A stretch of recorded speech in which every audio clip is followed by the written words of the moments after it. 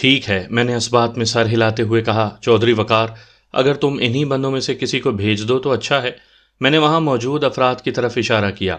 یہ لوگ کل کوٹ جھمرہ کی طرف گئے تھے اور ذخیرے کے اندرونی معاملات سے اچھی طرح واقف ہیں۔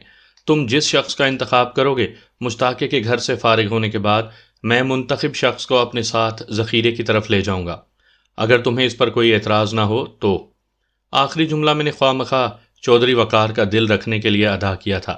وہ فوراً خوش ہو گیا۔ اکھڑ مزاج اور سرکش لوگوں کو میٹھی زبان سے رام کرنا زیادہ آسان ہوتا ہے، بشرط یہ کہ رام کرنے والے میں برداشت کا مادہ موجود ہو۔ میرے جملے کے جواب میں چودھری ترنت بولا۔ اس کے انداز میں خاصا تعاون جھلکتا تھا۔ آپ کیسی باتیں کر رہے ہیں ملک صاحب، میں بھلا کیوں اعتراض کروں گا؟ آپ جس کو چاہیں اپنے ساتھ لے جائیں۔ پھر اس نے گہری نظر سے سلامو بابا کی طرف دیکھا اور اضافہ کرتے ہوئے کہا، میں محسوس کر رہا ہوں کہ آپ کا کھرا نکالنے کا پروگرام ہے۔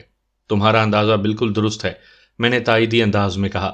اغوا کنندان گھڑ سواروں نے ذخیرے کا رخ کیا تھا۔ اس ذخیرے کا اختتام نہر کے کنارے اور پھر نہر کے ساتھ کوٹ جھمرہ تک جا پہنچتا ہے تو چودھری سکندر علی پر میری گرفت مضبوط ہو جائے گی۔ میں اس شخص پر کوئی کچا ہاتھ نہیں ڈالنا چاہتا۔ اگر کھرا کوٹ جھمرہ تک جاتا ہے اور چودھری سکندر علی اس کے باوجود بھی ادھر ادھر کی پھینکنے کی کوشش کرتا ہے تو میں اس موقع پر جیدے کا کارڈ کھیلوں گا، وہی جیدہ جس نے تمہارے خاص بندے مشتاقے کو موضع وسن پورہ کے میلے میں بتایا تھا کہ چودھری سکندر علی اپنی بھتیجی ریحانہ کو حاصل کرنے کی منصوبہ بندی کر رہا ہے۔ تم میرا مطلب سمجھ رہے ہو نا؟ وہ معنی خیز انداز میں گردن ہلانے لگا، پھر قدرے الجھن زدہ لہجے میں کہا، ملک صاحب، آپ کا منصوبہ تو بڑا جاندار ہے، لیکن ایک بات مجھے پریشان کر رہی ہے۔ کون سی بات وقار حسین؟ میں نے پوچھ لیا۔ اس نے متعاملانہ لہجے میں جواب دیا، کل ڈاکوؤں کے تعاقب میں میرے بندے بھی گھوڑوں پر سوار ہو کر کوٹ جھمرہ کی طرف گئے تھے۔ کھرے کے سلسلے میں گڑبڑ نہیں ہو جائے گی؟ کوئی گڑبڑ نہیں ہوگی وقار حسین، میں نے ٹھوس انداز میں کہا۔ کیا تم سلامو بابا کو اناڑی اور ناتجربہ کار سمجھتے ہو؟ سلامو نے اس تبصرے پر خفگی آمیز نظر سے چودھری وقار حسین کی طرف دیکھا۔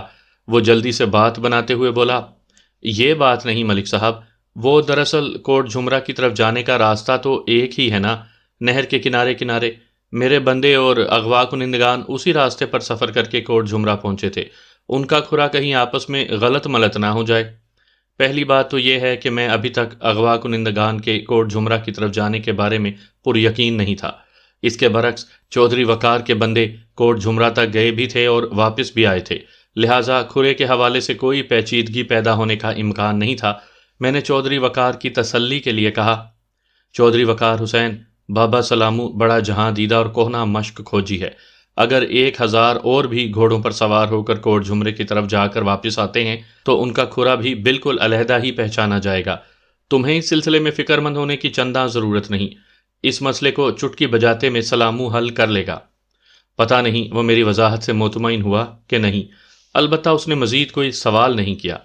میں اور سلامو وقار حسین کے بندے کو اپنے ساتھ لے کر مشتاقے کے گھر کی طرف چل پڑے۔ مذکورہ بندے کا نام جاوید عرف جیدہ تھا۔ جیدہ بھاری تن و توش کا مالک ایک قوی جثہ شخص تھا۔ اس نے بڑے سٹائل کی بھاری مونچھیں رکھ چھوڑی تھیں جو گاما مارکا مونچھوں سے خاصی حد تک مشابہ تھیں، مگر بالکل اس جیسی نہیں تھی۔ اسی جیدہ کی رہنمائی میں ہم مشتاقے کے گھر پہنچ گئے۔ مشتاقے کا گھر سکھے کی کے عین وسط میں واقع تھا۔ میں نے جیدے اور سلاموں کو مشتاقہ کی بیٹھک میں چھوڑا اور خود گھر کے اندرونی حصے میں چلا گیا۔ مشتاقہ اندرونی کمرے میں تھا اور اس نے ہماری آمد کی خبر سن کر مجھے اندر اپنے پاس ہی بلا لیا تھا۔ میں اس کے کمرے میں پہنچا تو اسے بستر پر نیم دراز پایا۔ وہ تکیے سے ٹیک لگائے بیٹھا لیٹا ہوا تھا۔ مشتاقے کی عمر 35 کے قریب ہوگی۔ وہ متناسب جسم کا مالک ایک پستہ قامت شخص تھا۔ اس نے باریک سی لکیر مونچھیں رکھی ہوئی تھیں اور سر کے بال مولا جٹ سٹائل کے تھے۔ مولا جٹ نامی فلم بہت بعد میں ریلیز ہوئی تھی، تاہم مشتاقے کے بالوں کے حوالے سے میں نے محض سمجھانے کے لیے مولا جٹ کی مثال دی ہے۔ میری آمد کا سن کر اس نے اپنے بستر کے قریب ہی ایک کرسی رکھوا دی تھی۔ میں کرسی پر بیٹھ گیا۔ اس نے ایک ہاتھ پیشانی تک لے جاتے ہوئے مجھے سلام کیا اور اٹھ کر باقاعدہ بیٹھنے کی کوشش کی۔ اس کے ساتھ ہی اس کے حلق سے ایک سسکاری سی برآمد ہوئی۔ میں نے اسے اسی طرح نیم دراز پڑے رہنے کی تلقین کی تو وہ فوراً پہلے والی پوزیشن میں رہ گیا۔ رسمی الیکس لیک کے بعد میں نے اس سے پوچھا، مشتاق، مجھے پتہ چلا ہے کہ ڈاکوؤں کا تعاقب کرتے ہوئے تم زخمی ہو گئے ہو۔ تمہیں کہاں کہاں چوٹیں آئی ہیں اور اب تمہارا کیا حال ہے؟ وہ گرم چادر کی بکل مارے بیٹھا تھا۔ میرے استفسار پر اس نے چادر کو اپنے بدن سے الگ کیا، پھر کرتے کی آستین کو اوپر چڑھانے کے بعد مجھے اپنا زخمی کندھا دکھانے لگا۔ اس کے بائیں کندھے پر ایک موٹی تازی پٹی بندھی ہوئی تھی۔ چہرے پر تکلیف کے تاثرات سجانے کے بعد اس نے بتایا، تھانے دار صاحب، کچھ جی یعنی اندرونی چوٹیں تو بہت آئی ہیں، لیکن ظاہری چوٹ یہی آئی ہے۔ ان ظالموں نے پلٹ کر بے دریغ مجھ پر فائرنگ کر دی تھی۔ ایک گولی میرے کندھے کو چھوتے ہوئے گزر گئی۔ اللہ کا شکر ہے ہڈی سلامت رہی، صرف گوشت ہی پھٹا ہے۔ یوں محسوس ہوتا ہے جیسے اس میں انگارے سے بھر گئے ہوں۔ میں نے ہمدردی کے بول کے ساتھ ساتھ اس سے وقوعہ کی تفصیل بھی پوچھی۔ وقوعہ کے وقت تانگے میں صرف 3 افراد سوار تھے اور چوتھا پولیس اہلکار سادہ لباس میں اپنی سائیکل پر تانگے کے پیچھے پیچھے آ رہا تھا۔ ریحانہ اغوا ہو چکی تھی۔ کانسٹیبل نجیب اللہ اپنے فرائض کی ادائیگی میں جان کا نذرانہ پیش کر چکا تھا۔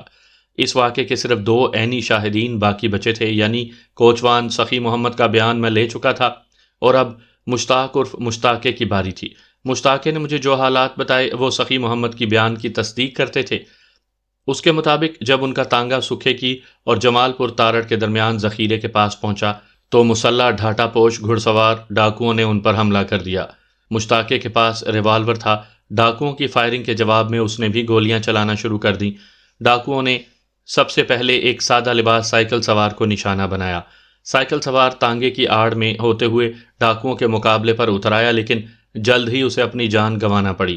کوچوان سخی محمد جو تانگے کے بانس پر بیٹھا ہوا تھا وہ بھی زخمی ہو کر زمین بوس ہو گیا۔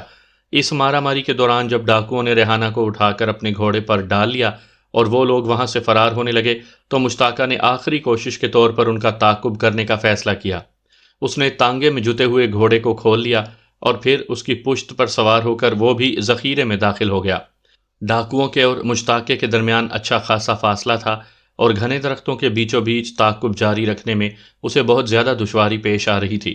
اس پر مستزاد شام ہو چلی تھی اور گھنے درختوں کے سبب دن کی روشنی بہت ہی کم مقدار میں وہاں پہنچ رہی تھی۔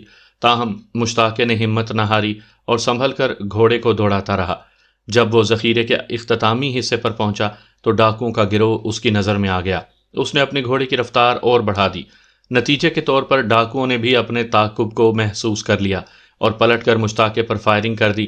ایک خطرناک گولی اس کے بائیں کندھے میں آگ بھرتے ہوئے گزر گئی۔ وہ اپنی جان کی پرواہ نہ کرتے ہوئے ڈاکوؤں کا تعاقب جاری رکھتا اگر قسمت دغا نہ دے جاتی۔ ڈاکو اسے تعاقب سے روکنے کے لیے اندھا دھند فائرنگ کر رہے تھے۔ ایک گولی اس کے کندھے کو چھو کر اسے سپرد عذاب کر چکی تھی۔ باقی گولیوں نے گھوڑے کے بدن پر تباہ آزمائی کی۔ وہ تکلیف کی شدت سے بڑے کربناک آواز میں ہنہنا اٹھا۔ اس ہنہناہٹ میں چیخنے اور چلانے کی سی کیفیت پائی جاتی تھی۔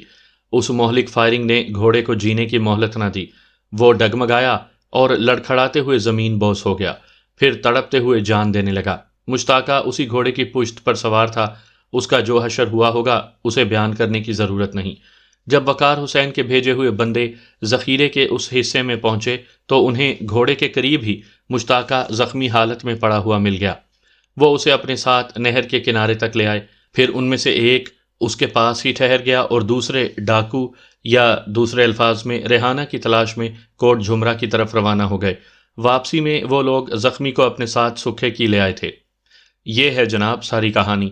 اس نے اپنے بیان کے اختتام میں ایک بوجھل سانس خارج کرتے ہوئے کہا، مجھے اس بات کا بہت افسوس بلکہ دکھ ہے کہ میں ریحانہ بی بی کو اغوا ہونے سے بچا نہیں سکا، حالانکہ چودھری صاحب نے مجھے اس کا محافظ مقرر کر رکھا تھا۔ بات ختم کرتے ہی وہ ندامت آمیز میں سر جھٹکنے لگا۔ میں نے اس کی کتھا کو پوری توجہ سے سنا۔ اس کے خاموش ہونے پر میں نے سوال کیا، مشتاق، گھڑ سوار ڈاکوؤں کے بارے میں تمہارا اندازہ کیا ہے؟ وہ کون لوگ تھے اور ریحانہ کو اغوا کرنے کے بعد کدھر گئے ہوں گے؟ میں یہ سوال کرتے ہوئے براہ راست مشتاقہ کی آنکھوں میں دیکھ رہا تھا۔ میری بات سن کر وہ قدرے جزبز ہوا، پھر اس نے آنکھیں بند کر لیں اور دانت بھینچ کر کندھے کی تکلیف برداشت کرتے ہوئے بولا، تھانے دار صاحب، اگر مجھے یہ بات معلوم ہوتی کہ وہ کدھر گئے ہیں تو میں مرتے پڑتے ہوئے بھی ان کا تعاقب جاری رکھتا۔ بس ذہن میں ایک ہی خیال آیا، ریحانہ بی بی کا اغوا چودھری سکندر علی کے ایما پر ہوا ہے، اسی لیے چودھری وقار صاحب نے کچھ بندوں کو کوٹ جھمرا کی طرف دوڑایا تھا، لیکن وہ بھی نامراد واپس آ گئے۔ میری معلومات کے مطابق یہ فتنہ مشتاقے اور جیدہ کی باہمی گفتگو کے بعد اٹھا تھا۔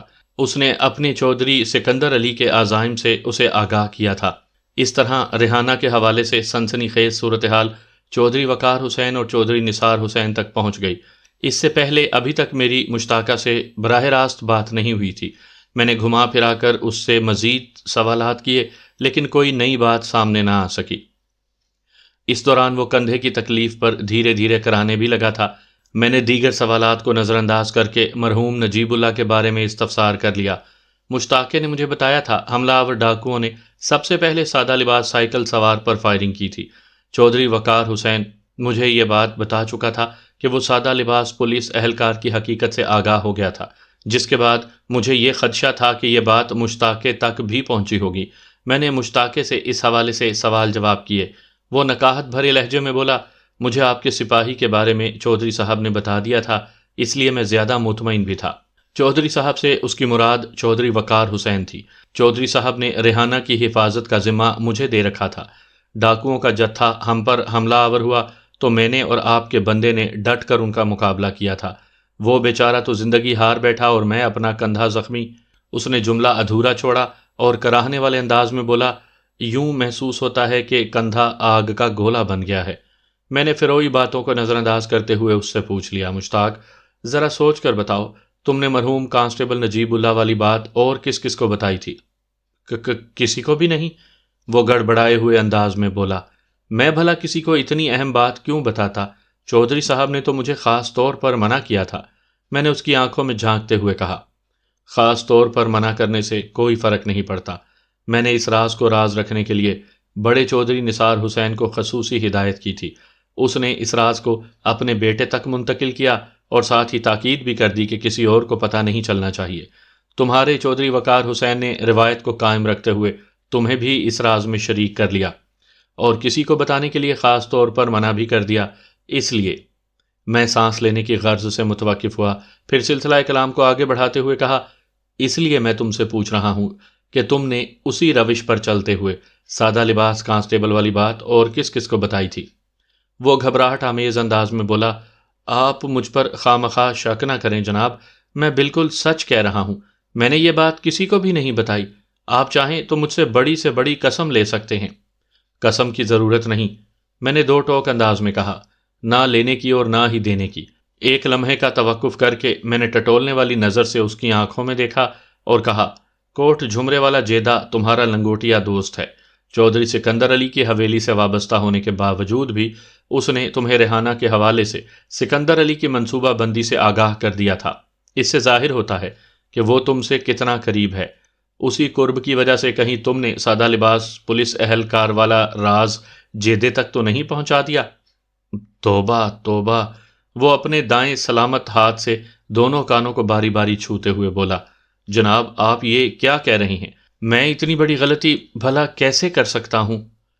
وسن پورہ والے میلے میں ملنے کے بعد سے تو میں نے جیدے کی شکل بھی نہیں دیکھی، اور پھر اتنی اہم بات میں جیدہ کیا کسی کو بھی نہیں بتا سکتا۔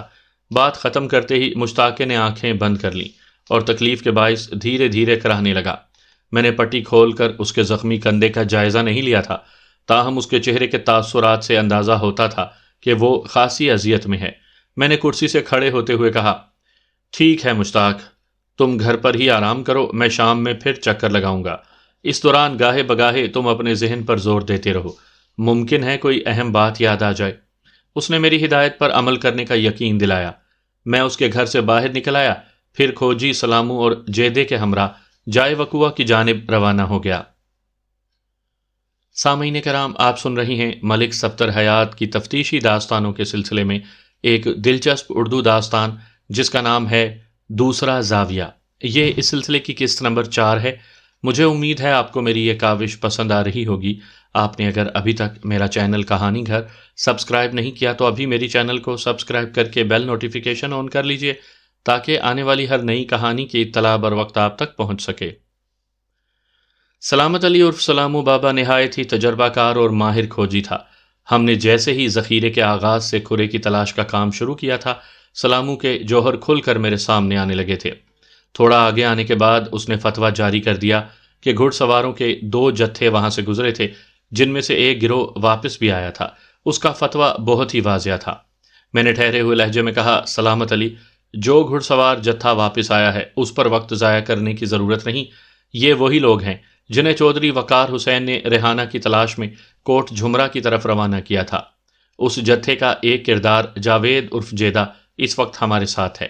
میں تھوڑی دیر کے لیے متوقف ہوا، پھر سلسلہ کلام کو آگے بڑھاتے ہوئے کہا، تم اپنا تمام تر دھیان اور توجہ ڈاکوؤں کے دوسرے گروہ پر مرکوز کر دو۔ یہ وہی لوگ ہیں جو گزشتہ روز 2 بجے دوپہر ریحانہ کو اغوا کر کے اپنے ساتھ لے گئے تھے۔ ان کی واپسی کا کوئی امکان نہیں، لہٰذا ان کا کھرا بھی واپسی کا راستہ ناپتا ہوا دکھائی نہیں دیتا۔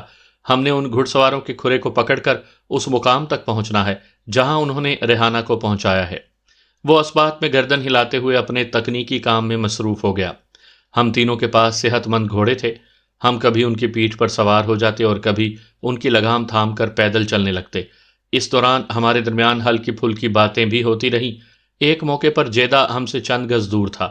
میں اور سلامو پہلو با پہلو چل رہے تھے تو سلامو نے دبی ہوئی آواز میں کہا، ملک صاحب، آپ نے ایک بات خاص طور پر محسوس کی ہے؟ کون سی بات؟ میں نے بھی دھیمے لہجے میں پوچھ لیا۔ وہ بولا، چھوٹے چودھری وقار حسین کا رویہ آپ کو کچھ عجیب سا نہیں لگا؟ ان چودھریوں اور وڈیروں کے رویے عجیب و غریب ہی ہوا کرتے ہیں سلامو، میں نے سرسری انداز میں کہا۔ تم کس خاص واقعے کی طرف اشارہ کر رہے ہو؟ کھوجی بابا نے کھرے کا کام جاری رکھتے ہوئے کہا، ادھر حویلی میں جب آپ چودھری کے ایک بندے سے پوچھ رہے تھے کہ اسے یہ شک کیوں ہوا کہ ریحانہ کے اغوا کے پیچھے چودھری سکندر کا ہاتھ ہے، تو اس نے جواب دینے سے پہلے کن اکھیوں سے چودھری وقار کی طرف دیکھا تھا اور اس کی آنکھ کا اشارہ پا کر بات بدل دی تھی۔ لیکن وہ لمحہ بھر کے لیے خاموش ہوا، پھر بات کو آگے بڑھاتے ہوئے بولا، لیکن میں نے یہ محسوس کیا ہے کہ وہ کہنا چاہتا تھا کہ چودھری وقار حسین نے اسے بتایا کہ ریحانہ کو چودھری سکندر علی آف کوٹ جھمرا کے اشارے پر اغوا کیا گیا ہے۔ کیا میں غلط کہہ رہا ہوں؟ سلامو بہت ہی دور اندیش اور معاملہ فہم شخص تھا۔ وہ بات کی تہہ تک پہنچ گیا تھا۔ میں نے اس کی بات کی تصدیق کرتے ہوئے مدھم لہجے میں کہا، تم نے بالکل درست اندازہ لگایا ہے۔ یہ سب لوگ چودھریوں کے غلام اور نمک خوار ہیں۔ یہ جملہ ادا کرتے ہوئے میں نے مڑ کر جیدے کی طرف دیکھ لیا تھا کہ کہیں وہ میری بات تو نہیں سن رہا۔ میں خواہ مخواہ کسی کی دل آزاری کا قائل نہیں ہوں۔ جیدہ ہم سے اتنے فاصلے پر تھا کہ اس نے یقیناً اپنے بارے میں کہا گیا میرا جملہ نہیں سنا ہوگا۔ میں نے بات کو مکمل کرتے ہوئے کھوجی بابا سے کہا، میں یہ بات جانتا ہوں کہ چودھری وقار ریحانہ کے اغوا کے ذمہ دار چودھری سکندر ہی کو سمجھتے ہیں۔ یہ خیالات ان کے غلاموں اور نمک خواروں تک پہنچنا ممکن تو نہیں۔ وہ معنی خیز انداز میں گردن ہلاتے ہوئے اپنے کام میں جت گیا۔ جائے وقوع اور نہر کے درمیان کم و بیش 1 میل کا فاصلہ حائل تھا اور یہ تمام تر علاقہ بلند و بالا گھنے درختوں پر مشتمل تھا۔ یہ فاصلہ زیادہ تر ہم نے پیدل ہی طے کیا، اور وہ بھی رک رک کر، تاکہ سلامو اپنا تحقیقاتی کام بھی جاری رکھ سکے۔ ان حالات سے گزر کر ہم دوپہر کے وقت اس ذخیرے کے آخری سرے پر پہنچ گئے۔ اسی لمحے جیدے کی سرسراتی ہوئی آواز میری سماعت سے ٹکرائی، تھانے دار صاحب، وہ سامنے دیکھیں، گھوڑے کی لاش پڑی ہوئی ہے۔ ہم نے ادھر ہی سے مشتاقے کو اٹھایا تھا۔ جیدہ اپنے ساتھیوں کے ہمراہ گزشتہ روز اس ذخیرے کا ایک چکر لگا چکا تھا، لہٰذا وہ ہم سے زیادہ راہ شناس تھا۔ یہی وجہ تھی کہ اس نے ہم سے پہلے گھوڑے کی لاش دیکھ لی تھی۔ اس کی توجہ دلانے پر جب ہم نے مذکورہ مقام کی طرف دیکھا تو مردہ گھوڑا ہمیں بھی نظر آ گیا، گویا ہم ایک اہم جگہ تک رسائی حاصل کرنے میں کامیاب ہو گئے تھے۔ ہم تینوں نے مل کر ادھر ہی قدم بڑھانا شروع کر دیے، کیونکہ ہمارا مطلوبہ کھرا بھی اسی سمت رہنمائی کر رہا تھا۔ تھوڑی ہی دیر کے بعد ہم مردہ گھوڑے کے قریب پہنچ گئے۔ سلامو اپنے پیشہ ورانہ کام میں مصروف ہو گیا تو میں نے مردہ گھوڑے کا تنقیدی جائزہ لینا شروع کیا۔ اس کی لاش اسی کے خون میں لت پت پڑی تھی، تاہم 1 دن اور 1 رات گزر جانے کی وجہ سے وہ خون پوری طرح جم چکا تھا۔ اس جماؤ میں موسم کی شدت نے بھی اہم کردار ادا کیا تھا۔ جہاں گھوڑے کی لاش اکڑی پڑی تھی، وہاں کی زمین کی حالت کو دیکھ کر مجھے یہ اندازہ لگانے میں قطعاً کوئی دشواری محسوس نہیں ہوئی کہ اس جانور نے بڑی قسم پرسی میں ایڑیاں رگڑ رگڑ کر جان دی ہوگی۔ اس کے تڑپنے اور بھڑکنے کے آثار بڑے واضح اور بھیانک تھے۔ یہ بات تو مجھے مشتاقہ نے بھی بتائی تھی کہ گھوڑا فائرنگ کی زد میں آ کر کس طور پر ہراساں ہوا تھا اور اس نے کس بے دردی سے اسے اپنی پشت پر سے نیچے پھینکا تھا۔ ہم نے لگ بھگ 15 منٹ اس مقام پر گزارے، پھر سلامو نے کہا کہ ہمیں آگے بڑھنا چاہیے۔ میں نے اس سے پوچھا، سلامت علی، آگے بڑھنے کے لیے سرا تم نے اپنے ہاتھ میں مضبوطی سے پکڑ رکھا ہے نا؟ ایسا ویسا مضبوطی سے جناب، وہ فخر سے سینہ پھولاتے ہوئے بولا، مجھے یقین ہے اس کھرے کو پکڑ کر ہم نہر کے کنارے پہنچ جائیں گے۔ میں نے کہا، دوپہر ہو گئی ہے اور کچھ بھوک بھی محسوس ہونے لگی ہے، کیوں نہ نہر کے کنارے کسی درخت کے نیچے بیٹھ کر دوپہر کا کھانا کھا لیا جائے۔ جب ہم صبح تھانے سے روانہ ہوئے تھے تو مجھے اس بات کا اندازہ تھا کہ واپسی میں ضرور شام ہو جائے گی، اور اس بات کا امکان بھی بہت واضح تھا کہ دوپہر گھنے درخت والے ذخیرے میں کٹے گی، لہٰذا کھانے پینے کے بندوبست کے ساتھ نکلے تھے۔ میں نے کھانے کی تجویز دی تو میرے دوسرے دو ہمراہیوں نے فوراً اس پر اتفاق کیا۔ اس کا مطلب تھا کہ میری طرح وہ بھی بھوک محسوس کر رہے تھے۔ موسم سرما میں انسان کو نسبتاً زیادہ بھوک لگتی ہے، وہ جو کھاتا ہے اس سے حاصل ہونے والی توانائی کا زیادہ تر حصہ جسم کو گرم رکھنے میں استعمال ہو جاتا ہے، لہٰذا کھانا بہت جلد ہضم ہو جاتا ہے اور بھوک ستانے لگتی ہے۔ وہ فروری کے ابتدائی ایام تھے اور موسم سرما کی شدت اپنے عروج پر نظر آتی تھی۔ آسمان گھنے بادلوں سے اٹا ہوا تھا، یہ بادل اب تب میں پھٹنے کو تھے، اور میں دل ہی دل میں دعا کر رہا تھا کہ منزل کے حصول سے پہلے بارش شروع نہ ہو، یہ منزل پر پہنچ کر منزل کا نشان کھونے والی بات ہوتی۔ کھانے کے دوران ہمارے درمیان حالات حاضرہ پر ہلکی پھلکی گفتگو بھی ہوتی رہی۔ جیدے کا موقف بھی چودھری وقار حسین کی سوچ کا آئینہ دار تھا۔ ریحانہ کے اغوا کو وہ چودھری سکندر علی ہی کی شرارت سمجھ رہا تھا۔ جیدے کی ایک خصوصیت کھانے پر کھل کر ہمارے سامنے آئی، وہ گراں ڈیل بہت پیٹو تھا، لہٰذا ہمارے کھانے کا 60-70% اسی کے معدے میں اتر گیا، باقی خوراک سے ہم نے اپنے شکم بھرے۔ سلامو بابا کی خوراک بہت ہی کم تھی۔ کھانے سے فارغ ہونے کے بعد کھرے کی تلاش کا سلسلہ ایک مرتبہ پھر شروع ہو گیا۔ تھوڑی ہی دیر کے بعد ہم ایک ایسے مقام تک جا پہنچے جہاں نہر پر ایک پل بنا ہوا تھا۔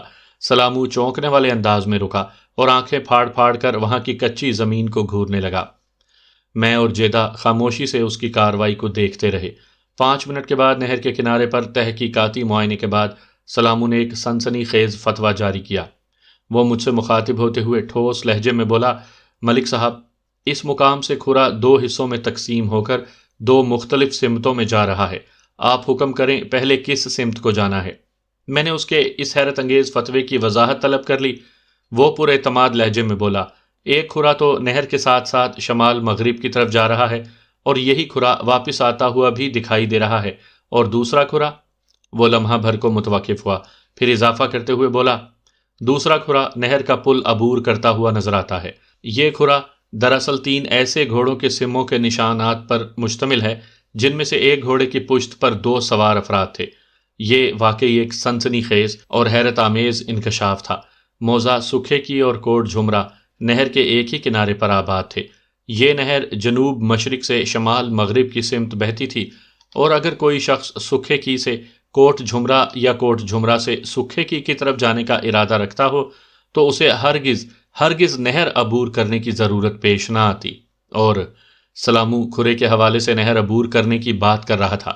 اس نے جس انداز میں 3 گھڑ سواروں کے کھرے کا تذکرہ کیا، اس سے یہی ظاہر ہوتا ہے وہ ریحانہ کو اغوا کرنے والے ڈاکوؤں کا کھرا تھا۔ سلامو نے ایک گھوڑے پر 2 سواروں کی خصوصی نشاندہی بھی کی تھی، جو اس حقیقت کی عکاس تھی کہ 2 سواروں میں سے ایک ڈاکو اور دوسری ریحانہ ہوگی۔ وہ لوگ مارا ماری کے بعد جائے وقوع سے ریحانہ کو گھوڑے پر ڈال کر فرار ہوئے تھے۔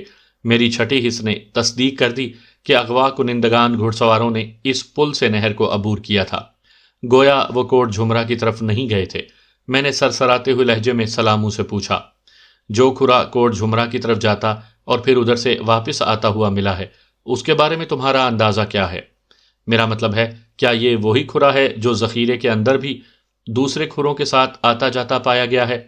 جی ملک صاحب، وہ اس بات میں گردن ہلاتے ہوئے بڑے وثوق سے بولا، میں نے دونوں کھروں کو الگ الگ اپنے ذہن میں بٹھا رکھا ہے، اور تازہ ترین حالات سے میں اس نتیجے پر پہنچا ہوں کہ ریحانہ بی بی کو اغوا کرنے والے گھڑ سوار مسلح ڈاکوؤں نے اسی پل پر سے نہر کو عبور کیا، کوٹ جھمرا کی جانب جانے اور پھر واپس آنے والا کھرا چودھری وقار حسین کے ان بندوں کے گھوڑوں کا ہے جو ریحانہ کی تلاش میں ادھر آئے تھے۔ میں نے فیصلہ کن لہجے میں کہا، سلامو، چودھری وقار کے بندوں والے کھرے کو فی الحال بھول جاؤ، ہم نہر کی دوسری طرف جا رہے ہیں۔ اس نے اس بات میں سر ہلایا، پھر ہم تینوں یکے بعد دیگرے پل پر سے گزر کر نہر کے دوسرے کنارے پر پہنچ گئے۔ سلامو نے اپنا ماہرانہ کام جاری رکھا اور ڈاکوؤں کے کھرے کو پکڑ کر آگے بڑھنے لگا۔ نہر کا بہاؤ شمال مغرب کی طرف تھا، جبکہ ڈاکوؤں کا کھرا جنوب مغرب کی سمت اشارہ کر رہا تھا۔ لہٰذا ہم نہر کو اپنی پشت پر چھوڑ کر آگے بڑھنے لگے۔ یہ ایک کچا راستہ تھا جو لہلہاتے کھیتوں کے بیچ سے گزرتا تھا۔ نہر اور مذکورہ راستہ ایک دوسرے پر زاویہ قائمہ بناتے تھے۔ ہم ڈاکوؤں کے کھرے کا سرا پکڑ کر اس راستے پر پیش قدمی کرتے رہے۔ میں نے پہلے بار بار ڈاکوؤں کا کھرا جیسے الفاظ استعمال کیے ہیں۔ اس بات کا کوئی بین ثبوت تو ابھی تک سامنے نہیں آیا تھا کہ وہ انہی ڈاکوؤں کا کھرا ہے جنہوں نے گزشتہ روز دن دہاڑے ریحانہ کو اغوا کر لیا تھا۔ تاہم امکانات اور حالات و واقعات کلی طور پر اسی جانب اشارہ کرتے تھے۔ پھر میرے اندر سے بھی بار بار یہی صدا ابھر رہی تھی کہ میں نے اغوا کنندگان کا سراغ پا لیا ہے۔ ہم بڑی کامیابی سے کھرے کا پیچھا پکڑ کر آگے بڑھ رہے تھے کہ اچانک بارش شروع ہو گئی۔ سلامو نے شاکی نظر سے آسمان کی طرف دیکھا لیکن منہ سے کچھ نہ بولا۔ جیدے نے برہمی سے کہا، لو جی، ہو گیا کام۔ میں نے سلامو سے کہا، سلامت علی، جہاں تک بھی ممکن ہو اس کھرے کا تعاقب کرنا ہے۔ یہ تمہاری ماہرانہ صلاحیتوں کا امتحان بھی ہے۔ قدرت نے مجھ جیسے گناہ گار بندے کو بڑے کڑے امتحان میں ڈال دیا ہے، سلامو نے ذو معنی انداز میں کہا اور اپنے تحقیقاتی کام میں بہت تیزی لے آیا۔ جیدے نے تبصرہ کرنے والے انداز میں کہا، تھانے دار صاحب، بارش کے تیور بہت خطرناک نظر آ رہے ہیں۔ جس رفتار سے می برس رہا ہے اس کو دیکھتے ہوئے بڑے وثوق سے کہا جا سکتا ہے کہ چند منٹ کے اندر اندر کھرے کے آثار باقی نہیں رہیں گے۔ اللہ مالک ہے، سلامو نے ہماری طرف دیکھے بغیر بے ساختہ کہا اور اپنے کام میں جتا رہا۔ میں اس وقت شدید شش و پنج میں تھا۔ ذہن یک لخت بے حد الجھ کر رہ گیا تھا۔ سمجھ میں نہیں آ رہا تھا کہ آگے بڑھوں یا واپسی کی راہ پکڑوں۔ جیدے کے تبصرے میں اچھا خاصا وزن تھا۔ بارش کے انداز و اطوار تو یہی پیغام دے رہے تھے کہ چند منٹ میں کھرا اور کھرے کا اتا پتا بے نشان ہو کر رہ جائے گا۔ اس وقت ہم جس کچی راہ پر گامزن تھے وہ میلوں آگے تک چلی گئی تھی۔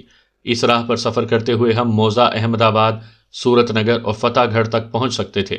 یہ تینوں گاؤں نہر والے پل سے ترتیب 5، 7 اور 4 میل کے فاصلے پر واقع تھے۔ یعنی اگر ہم سب سے قریبی گاؤں فتح گڑھ کا رخ بھی کرتے تو ہمیں مزید 3 میل سفر کرنا پڑتا۔ اس وقت ہم نہر کے پل سے 1 میل آگے نکل آئے تھے۔ یہ بڑی تشویشناک صورتحال تھی۔ بارش ہر گزرتے لمحے کے ساتھ تیز سے تیز تر ہوتی جا رہی تھی۔ ڈاکوؤں کا کھرا تقریباً ناپید ہو چکا تھا۔ تاہم بدقت تمام ہی سہی، مگر سلامو اپنی پیشہ وارانہ جد و جہد میں مصروف تھا۔ میں اسی پریشانی کے عالم میں کھڑا کوئی فیصلہ کرنے کے بارے میں سوچ ہی رہا تھا کہ سلامو کی تحیر میں ڈوبی ہوئی آواز میری سماعت تک پہنچی۔ ملک صاحب، ذرا دیکھیں تو صحیح، یہ کیا ہے؟